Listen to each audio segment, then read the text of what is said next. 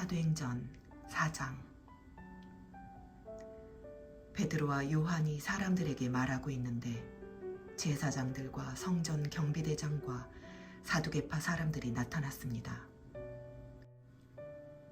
그들은 두 사도가 사람들을 가르치며 예수를 들어 죽은 사람의 부활을 전파하는 것 때문에 심기가 몹시 불편했습니다.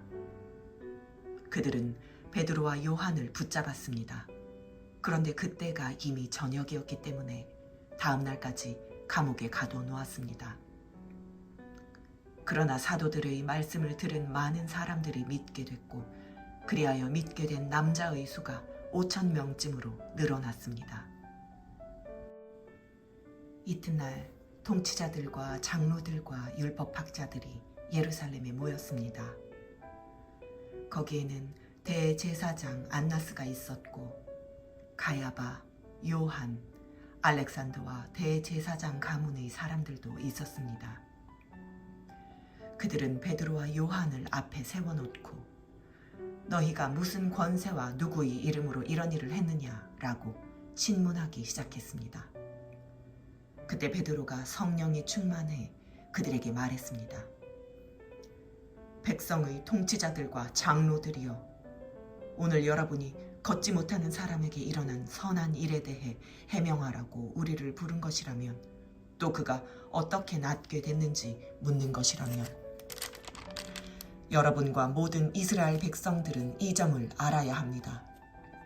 이 사람이 다 나아서 여러분 앞에 서게 된 것은 여러분이 십자가에 못 박았지만 하나님께서 죽은 사람들 가운데서 다시 살리신 나사렛 예수 그리스도의 이름으로 된 것입니다. 이 예수는 건축자들이 버린 돌이지만 집 모퉁이의 머릿돌이 되셨습니다.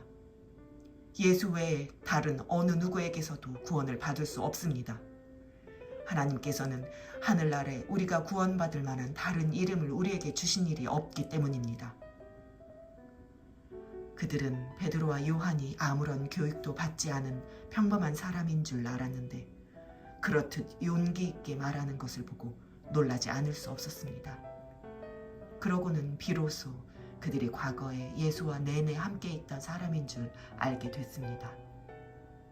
게다가 병이 나은 사람이 두 사도 곁에 서 있는 것을 보니 더 이상 할 말이 없었습니다. 그래서 그들은 그 사람들을 공회 밖으로 나가도록 명령하고 함께 의논했습니다. 그들이 서로 물었습니다. 이 사람들을 어떻게 할까요?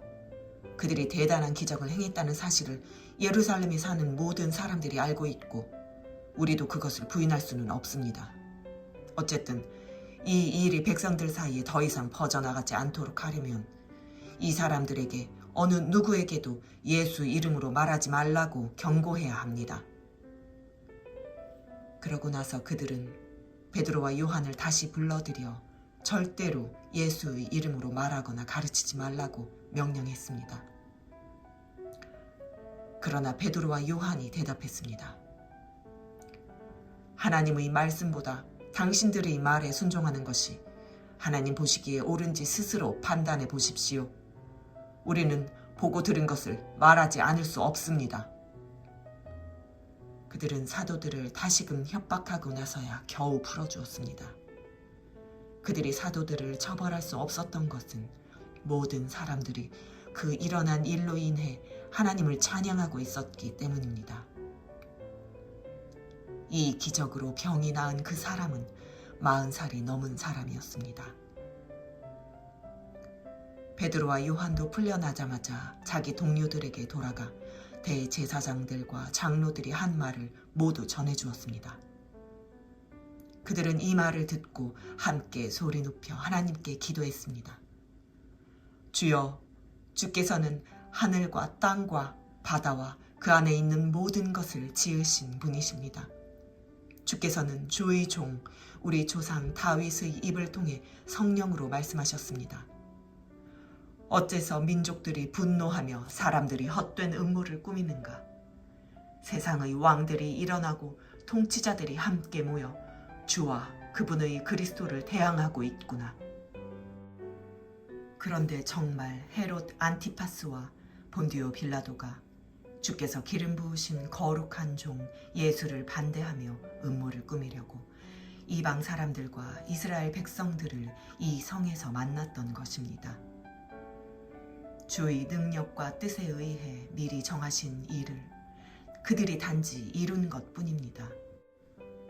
그러니 주여, 그들의 위협을 보고 주의 종들을 도와 주의 말씀을 담대하게 전하게 하소서.